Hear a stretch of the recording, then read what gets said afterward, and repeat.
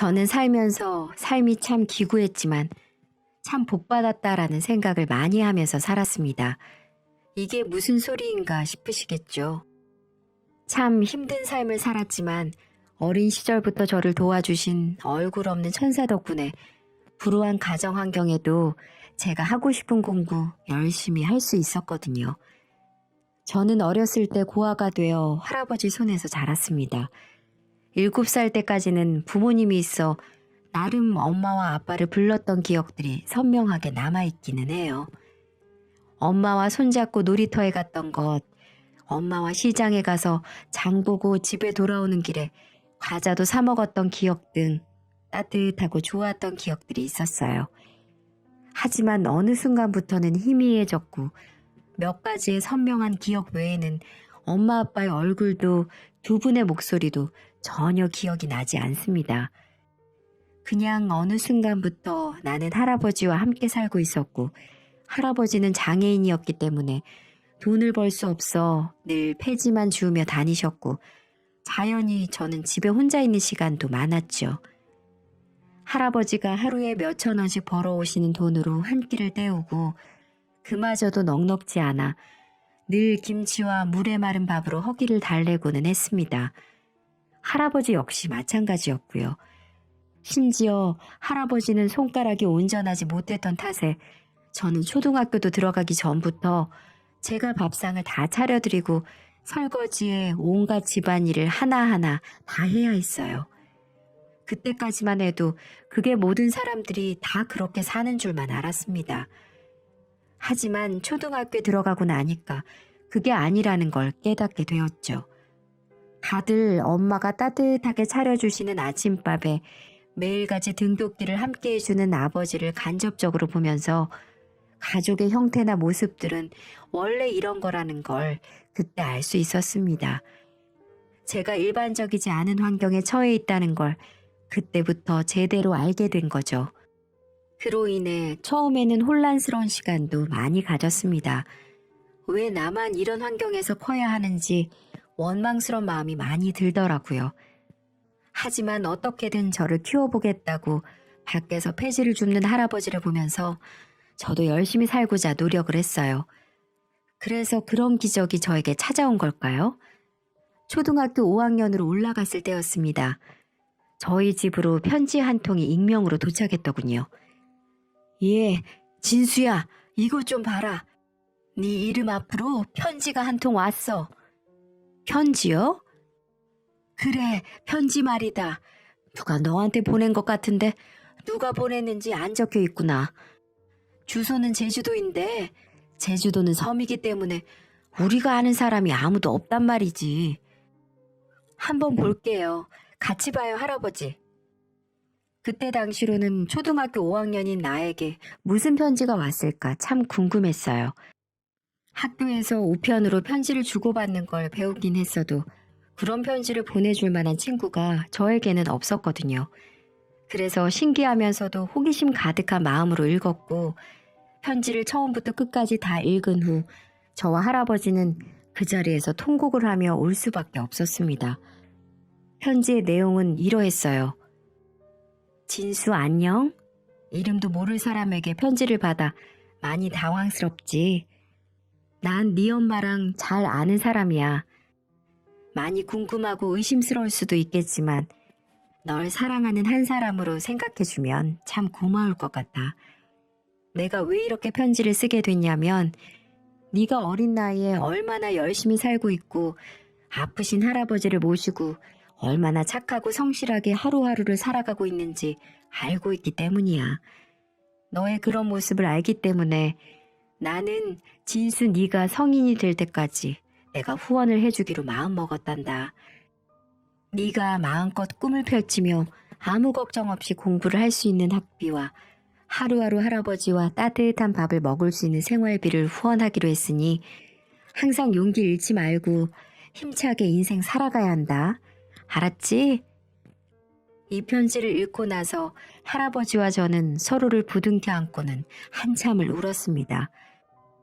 정말로 어린 나이였음에도 불구하고 그 편지 한 통에 그동안 느꼈던 인생의 고단함과 힘들었던 마음들이 다 녹아내리는 듯 했어요. 아이고, 진수야, 이게 무슨 일이냐? 이게 무슨 일이야? 그렇게 할아버지와 저는 이름도 모를 분이 보내주시는 후원금을 받기로 결정했고, 그때부터 저는 그 후원자님과 소통을 하며 지냈습니다. 그분과의 소통은 오로지 편지로만 이루어졌어요. 그리고 처음 받은 편지부터 시작해서 계속해서 주고받은 편지들은 하나도 남기지 않고 모두 간직했죠. 저에게는 기적 같은 선물이었고 평생 잊어버려서도 안 되는 귀한 보물이었으니까요. 그 이후에 후원자님은 정말 매달 정확한 날짜에 맞춰서 할아버지 통장으로 넉넉하게 생활을 할 수 있는 생활비와 학비를 보내주셨어요. 그 덕에 저는 아주 넉넉하게는 아니더라도 따뜻한 밥과 햄 반찬을 먹을 수 있게 되었고 계절에 따라 옷도 사서 입을 수 있었어요. 그렇게 하루하루 감사하고 행복한 삶을 살았지만 저에게도 오지 않을 것 같았던 사춘기라는 게 오더라고요. 초등학교를 지나 중학교 2학년이 되면서 방황이 시작되었습니다. 나는 왜 남들처럼 부모가 없어야 하고 아픈 할아버지의 후원이나 받으며 살아야 하는 걸까? 이런 생각이 들었거든요. 나도 엄마 아빠라는 말도 해보고 싶고 집에 친구들을 데리고 와서 하루 종일 컴퓨터 게임하며 놀고 싶은데 하물며 내 방에, 내 침대에, 내 컴퓨터에 큰 텔레비전과 멋진 아빠의 자동차도 있으면 좋겠다는 생각을 하면서 그중 어떤 것도 누릴 수 없는 저의 삶이 너무 비참하게만 느껴졌습니다. 그때부터는 정말 후원자님께 편지도 보내지 않고 편지가 오더라도 아예 읽어보지도 않으면서 시간을 보냈어요. 할아버지도 마음을 잡지 못하고 계속해서 집 밖을 겉도는 저를 보며 많이 힘들어하셨고요. 학교에서 사고도 많이 치는 바람에 할아버지께서 불려오신 적도 많이 있었습니다. 이 녀석아, 정신 안 차릴래?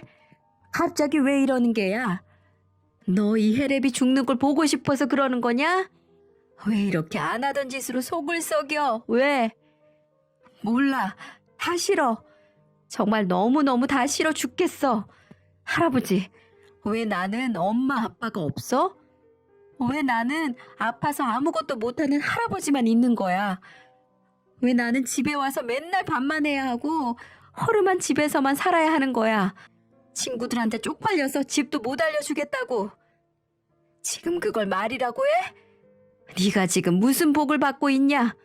우리보다 힘들게 사는 사람들이 얼마나 많은데 너는 무슨 복이 타고나서 학비도 생활비도 다 공짜로 받아먹으며 밥 먹고 학교 다니며 살고 있는데 다른 애들은 엄마 아빠랑 같이 살면서 그냥 그 자리에서 용돈 받으면서 살아. 나만 없어. 나만. 내가 부를 수 있는 엄마도 없고 좋은 차 타고 학교 앞으로 데리고 와줄 아빠도 없다고. 맨날 다 찢어진 옷만 입고 다니는 할아버지밖에 없잖아. 나는 이제 이름도 얼굴도 모르는 사람한테 돈이나 받는 거 싫어. 너무너무 싫어. 할아버지도 싫고 다 싫어. 저는 할아버지에게 비수가 되는 말들을 매일매일 했습니다. 자꾸만 반복되는 일상에 저는 더 밖으로 겉돌았고 매일매일 사고를 쳤어요. 그러다가 큰 사고가 하나 일어나게 되었습니다. 그날도 제가 친구들과 밖에 나가 다른 학교 학생들과 패싸움을 하게 되었어요. 그 사실을 학교에서 알게 되어 패싸움을 한 모든 학생들이 다 징계를 받게 되었고 부모님까지 모두 학교로 오셔야 하는 상황이 되었죠. 그리고 그로 인해 저는 할아버지를 잃을 뻔했습니다. 패싸움에 가담한 모든 학생들과 학부모님이 모여야 하는 날 할아버지는 학교로 오시는 길에 교통사고를 당하셨어요. 꽤나 크게 부딪혔기 때문에 할아버지는 곧바로 위급한 상황으로 응급실로 실려가게 되었고 그 소식을 저는 학교에서 들어야 했죠. 할아버지는 제가 학교에서 병원으로 가는 길에 수술실로 곧장 들어가셨습니다. 너무나도 청천벽력 같은 소리에 저는 정신을 차릴 수가 없었어요. 이 세상에 단 하나밖에 없는 가족을 잃을 수도 있다고 생각하니까 어린 나이에 너무나 무섭고 두려워지더라고요. 정신없이 담임 선생님과 함께 달려간 병원에서 기나긴 수술 끝에 다행히도 수술은 잘 되었다는 의사 선생님의 이야기를 들을 수 있었죠. 너무 놀랐던 저는 그 자리에서 주저앉아 울었습니다. 그 어린 나이에 감당하기에는 너무 힘든 순간들이었어요. 하지만 힘든 시간은 거기에서 끝이 아니더라고요. 할아버지의 수술비는 만만치 않게 청구가 되었고 어린 제가 감당할 수 있는 수준이 아니었습니다. 주변에 도움을 요청할 곳도 없었어요. 친척들도 연락을 안 하고 정말 할아버지와 단둘이 외롭게 살았기 때문에 모든 것이 저에게는 감당하기 힘든 것들 투성이었죠. 담임 선생님도 도와줄 수 있는 부분을 찾아주시겠다고 했지만 그 큰 돈을 어디에서 당장 마련할 수 없었고 수술 비용뿐만 아니라 앞으로 해나가야 할 치료비부터 시작해서 입원비가 포함된 병원비 모두 마련할 길이 없었어요. 저는 절망에 빠졌습니다. 그 순간 제가 왜 방황을 했는지, 왜 나 때문에 할아버지가 이렇게 아프셔야 하고 어려운 상황이 되었는지 후회스러웠어요. 제 자신이 정말 죽도록 싫었습니다. 그때 생각난 게 바로 후원자님이었어요. 저는 정말 바짓가랑이를 잡는 심정으로 후원자님께 편지를 보냈죠. 저는 편지를 보내고 나서 간절한 마음으로 기다렸습니다. 그리고 생각보다도 더 빨리 후원자님에게 답장이 왔어요. 후원자님은 저의 어려운 이야기에도 선뜻 1,000만 원이라는 거금을 보내주셨고 그 돈으로 할아버지의 병원비를 전부 해결할 수 있었습니다. 그리고 건강하게 퇴원도 하셨고요. 그렇게 저는 또 한 번의 인생의 큰 빚을 그분에게 지게 되었네요. 그때부터는 저도 다시 정신이 차려지면서 더 악착같이 살아야겠다는 생각이 들더군요. 그날로부터 저는 공부에만 매진을 했습니다. 그 사이사이 후원자님과 소통도 계속해서 했고요. 그분과 연락을 주고받으면서 한 번씩 그분이 너무너무 궁금해졌어요. 누구신지 꼭 뵙고 싶었거든요. 그래서 한 번은 편지를 통해서 만나고 싶다는 의지도 비쳤죠. 하지만 무슨 일에선지 그분은 아직까지는 이렇게만 소통을 하고 싶다고 말씀을 하시더군요. 그래서 제가 보답할 수 있는 길은 무조건 내가 성공해서 잘 사는 모습을 보여드리는 거라고 생각해 저에게 보내주신 돈이 헛것이 되지 않도록 열심히 노력했습니다. 결국 할아버지와 후원자님의 도움으로 저는 당당하게 서울에 있는 로스쿨 법대에 들어가 일부 장학금을 받게 되었고 그때부터는 과외를 다니면서 생활비를 충당했고 학교를 다닐 수 있었어요. 그렇게 저의 삶은 쭉 순조롭다고만 생각을 했죠. 저는 학교를 다니면서 계속해서 공부에 매진을 했고 하루빨리 성공해서 할아버지를 호강시켜주고 싶었습니다. 그리고 후원자님을 찾아뵙고도 싶었어요. 한 번은 후원자님께 편지를 보내 제주도에 찾아가 감사 인사도 드리고 보답을 하고 싶다고 말을 하니까 극구 사양하시더라고요. 지금 본인 상황이 저를 맞이할 상황이 안 된다면서 다음에 기회가 되면 꼭 보자고 하면서 자꾸 미루셨습니다. 그래서 어쩔 수 없이 그날이 오기만을 속으로 내심 기대했어요. 그렇게 제게 순탄한 길만 걸어가고 있을 때쯤 슬프고 힘겨운 일이 발생하기 시작했습니다. 대학교를 다니다 군대를 갓 제대를 하고 본격적으로 공부를 시작하려고 하던 찰나에 할아버지의 건강이 갑작스럽게 악화가 되었거든요. 연세도 많으시고 평소 가지고 있던 지병으로 인해 병원에서도 손을 써볼 겨를도 없이 숙환으로 돌아가시고 마셨어요. 제겐 너무나 큰 슬픔이고 시련이었습니다. 어릴 때는 아무것도 모를 때 부모가 다 떠났기에 어떠한 슬픔을 느낄 새도 없었지만 이번만큼은 아니었어요. 하루빨리 성공해서 호강시켜드리고 싶었던 나의 사랑하는 할아버지가 돌아가셨을 때 저는 세상을 다 잃은 기분이었어요. 한동안은 목소리가 나오지 않을 정도로 울면서 지냈습니다.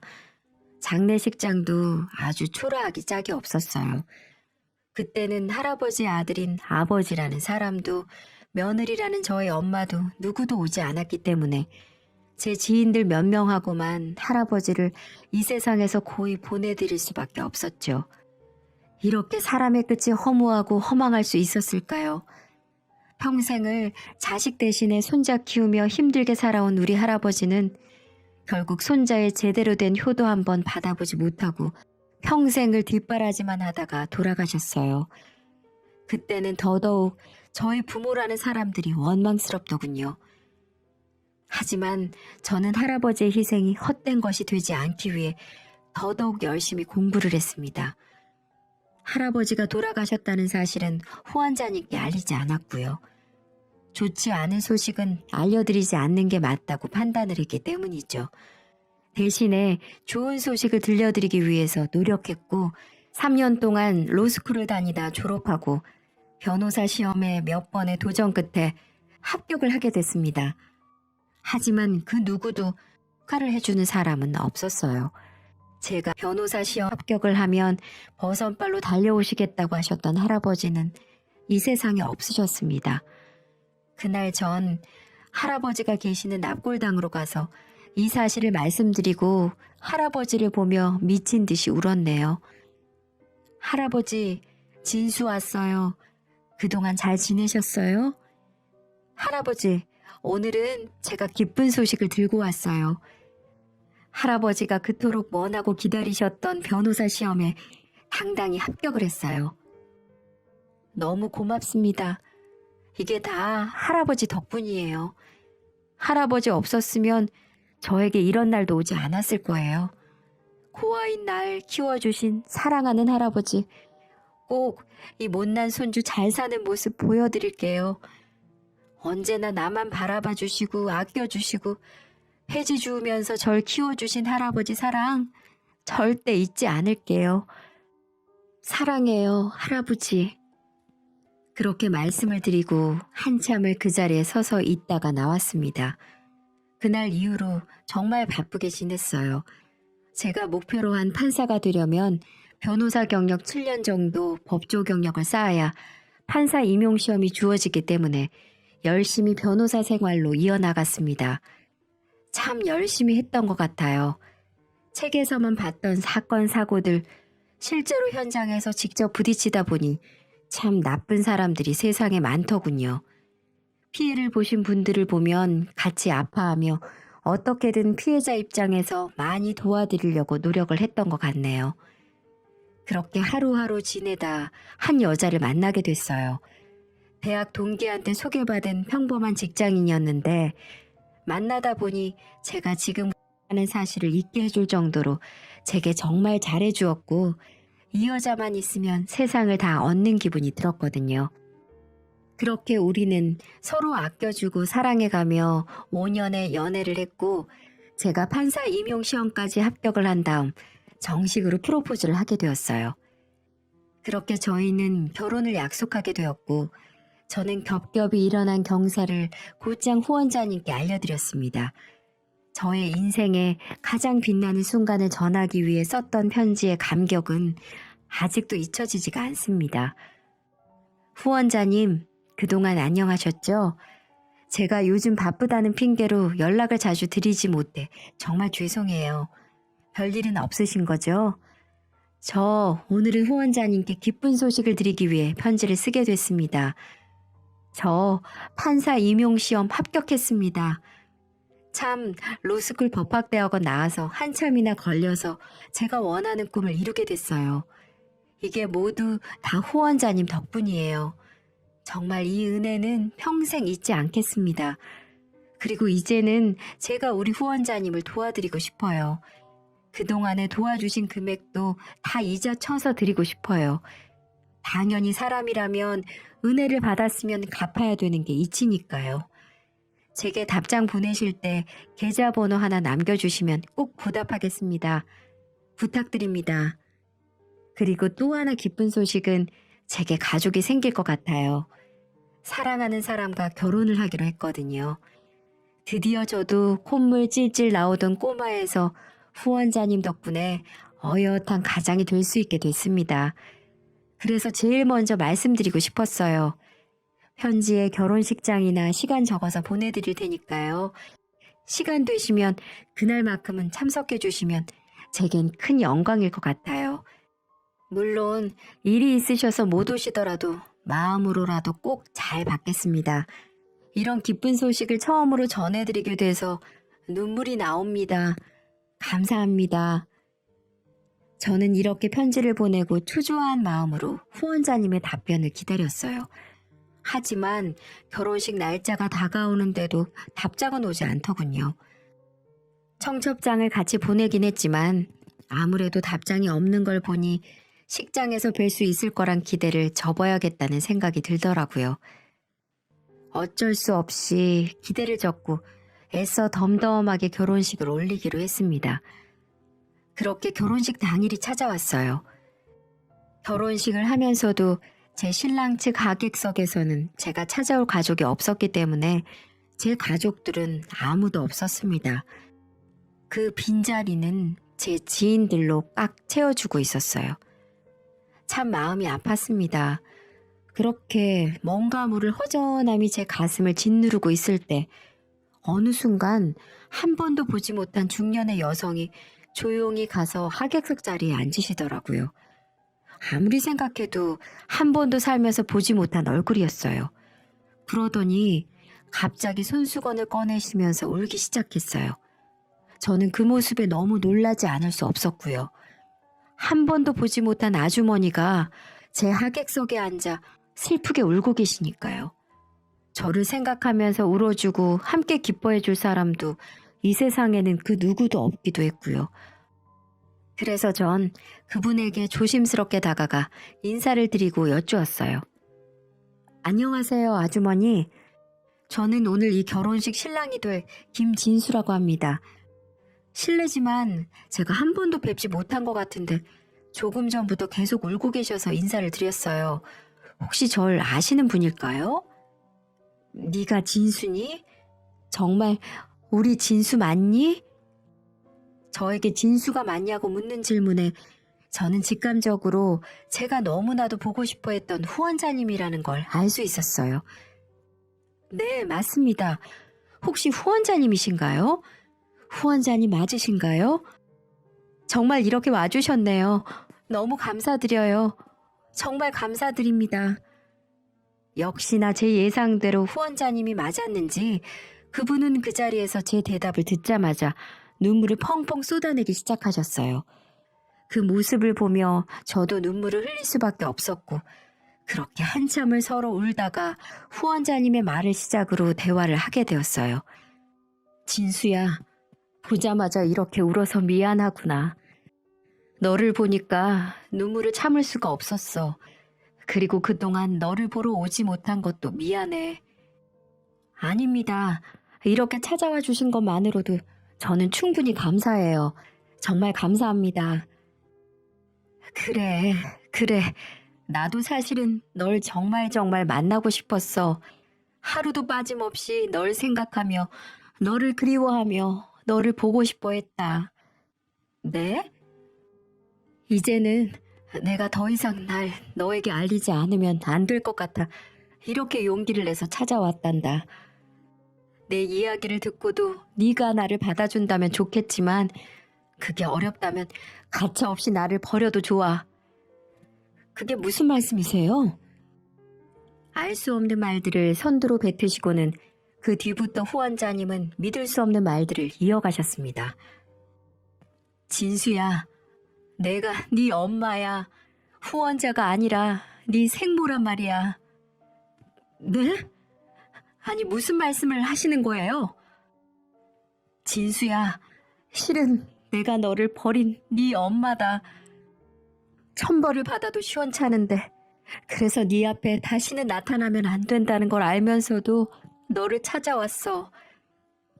네? 엄마요? 정말 제 엄마세요? 그래. 다른 날은 아니더라도 우리 아들 결혼식 하는 모습 보고 싶어서 왔어. 네 편지를 받고 얼마나 가슴을 치며 울었는지 몰라. 답장을 보내지 않은 것도 보내지 않은 게 아니라 이런 말들을 도저히 편지로 쓰질 못하겠더구나. 그래서 용기 내서 오게 됐단다. 정말 우리 아들 많이 컸구나. 대견하다, 대견해. 정말 고맙다. 네, 정말 제 어머니라면. 근데 왜 이제야 찾아오신 건데요? 어머니라고 하시면 후원금을 보내지 말고 직접 찾아왔으면 됐잖아요. 제가 얼마나 엄마가 그립고 보고 싶었는지 알아요? 친구들이 어릴 때 항상 엄마라고 부를 때 전 살면서 한 번도 엄마라는 이름을 불러본 적이 없어요. 근데 이제 와서 엄마라고 나타난 이유가 뭔데요? 꼭 이렇게까지 하셨어야 했어요? 그렇게 식장이 떠나갈 듯 제가 울분을 토하자 식장 안에 있던 모든 하객들이 저희를 주시하기 시작했습니다. 네 아빠와 결혼하고 나서 나 단 한순간도 행복했던 적이 없었어. 아니, 행복한 순간은 있었지. 바로 너를 낳고 너를 보는 순간에는 정말 행복했어. 하지만 나에게는 그걸 포기할 수밖에 없었을 만큼 힘들고 고통스러운 일이 있었단다. 너희 친아버지는 결혼 후 매일같이 나를 괴롭히고 때리기 시작했고 시도 때도 없이 바람을 피우는 건 물론이고 허구한 날 도박에 이 애미를 사람으로 취급도 안 했어. 널 놔두고 도망간 그날도 죽을 만큼 맞다가 이렇게 살다간 정말 죽을 것 같아서 다 자고 있을 때 야반도주하듯이 도망 나올 수밖에 없었단다. 그때 널 데리고 나오고 싶었지만 난 그때 어디서 지낼 곳도 가진 돈도 없었기 때문에 그렇게 하지도 못했어. 지금 생각하면 아무리 힘들더라도 널 그곳에서 데리고 나왔어야 했는데 내가 정말 미안하구나. 그때는 너무나 두려움이 커서 아버지 흔적이 조금도 남아있지 않은 이 제주도로 도망을 가게 된 거였어. 그래도 널 버린 건 사실이나 마찬가지니까 이 못된 엄마 마음껏 욕하고 미워해도 좋아. 하지만 난 그 집을 나오면서도 하루도 마음 편히 다리 뻗고 자본 적이 없었어. 널 한순간도 잊어본 적도 없고 그것만 제발 알아주길 바란다. 그럼 뒤늦게 제가 5학년 때 연락을 하시게 된 건데 그때 다시 나타나면 되셨잖아요.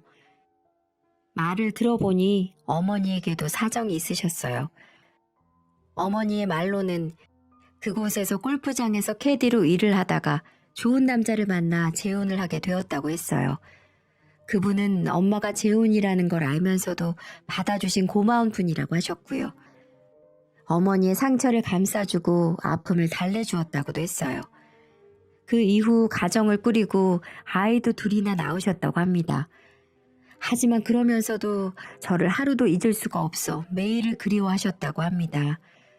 그래서 이혼을 요구당할 각오로 재혼한 남편에게 저에 대해 말을 했고 그분은 한 가지 제안을 하셨다고 하더라고요.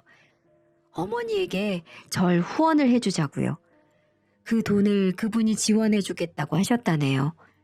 그러면서 대신 엄마의 존재를 알리지 말고 매달 후원금을 보내자고요. 그 이유는 엄마라고 밝히면 제가 혹시라도 나도 엄마와 같이 살게 해달라고 말을 할까봐 그렇게 말씀을 하셨다고 하네요. 그 아저씨 입장에서는 당연히 그건 곤란한 일이었겠죠.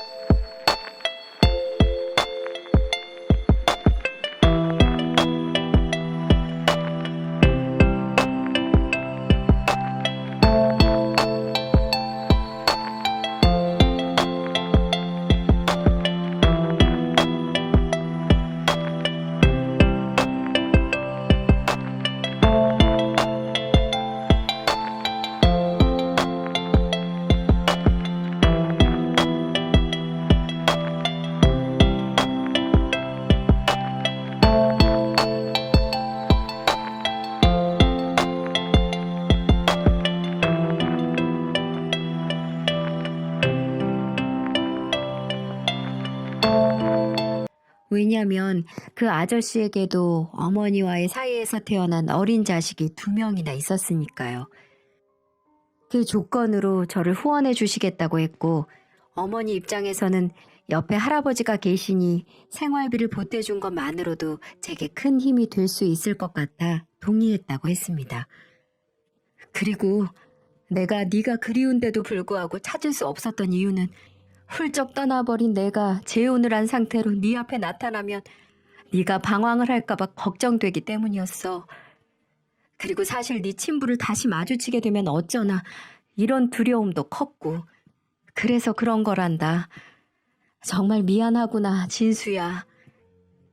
그제서야 저는 모든 진실을 알게 되었고, 모든 게 실감나면서 곧장 엄마를 부둥켜 안고 한참을 울었습니다. 말 그대로 눈물, 콧물 다 쏟아가며 한참을 엄마를 껴안고 있었어요. 세상에 태어나 처음인 것처럼 느껴지는 엄마의 품은 너무나도 따뜻하더군요. 그리고 한 가지 더 이야기할 게 있어. 실은 이 결혼식 오기 전에 네가 결혼할 거라고 얘기를 했어. 그랬더니 남편과 네 배다른 동생들도 너를 아주 많이 보고 싶어해. 그동안 너를 후원하면서 항상 이야기를 해주고 소식을 들려줬거든. 남편도 이제는 아이들도 다 컸으니 이제는 우리가 먼저 받아들이자고 하더구나. 실은 지금 다들 밖에서 기다리고 있는데 오라고 말을 해도 되니? 어머니는 바로 통화를 하셨고 근처에 있었는지 거의 바로 엄마의 가족들이 들어왔어요. 그리고 그들은 저를 보자마자 약속이나 한 것처럼 꽉 껴안아 주었습니다. 네가 진수구나. 건강하게 또 이렇게 건장하게 커져서 고맙다. 고마워. 역시나 그들도 눈물을 흘리며 저를 마음껏 안아주었어요. 이 모든 게 무슨 상황인가 싶을 만큼 꿈만 같은 시간들이었습니다. 이 모습을 지켜본 모든 하객들은 저희를 보며 박수를 보내주었어요. 아내는 물론이고 장인 장모님도 함께 눈물을 흘리시며 저희 어머니를 꼭 안아주셨어요. 정말 와주셔서 감사하다고 말이죠. 그렇게 저는 그날 세상에서 가장 행복한 결혼식을 올렸습니다. 식장 안에서 당연히 비어있을 거라 생각했던 신랑 측의 혼주 좌석은 2자리 모두 꽉 채워진 채로 감격스러운 결혼식을 마칠 수 있었고요. 지금은 저도 저희 엄마와 새아버지의 호적으로 들어가 그들의 첫째로 장남으로 2명의 여동생을 둔 오빠로 살아가고 있어요. 물론 저의 사랑하는 아내의 남편으로도 말이죠. 지금까지 세상을 살아가며 제가 꿈꿔왔던 모든 일들이 이렇게 실제로 일어나다 보니 아직도 꿈을 꾸는 것 같지만 제게 주어진 이 삶을 마음껏 느껴보며 살아가려고요. 제 이야기를 들으니 앞에서 말한 기구하면서도 복받은 인생이라는 말의 뜻이 이해가 되시나요? 저는 분명 너무나도 힘들고 슬픈 인생을 살았어요. 하지만 그 속에는 행복과 기쁨이 있었고 지금은 더할 나위 없이 행복한 순간들을 살고 있네요. 여러분도 힘든 시간들을 잘 극복하셔서 꼭 행복한 삶을 사셨으면 좋겠습니다.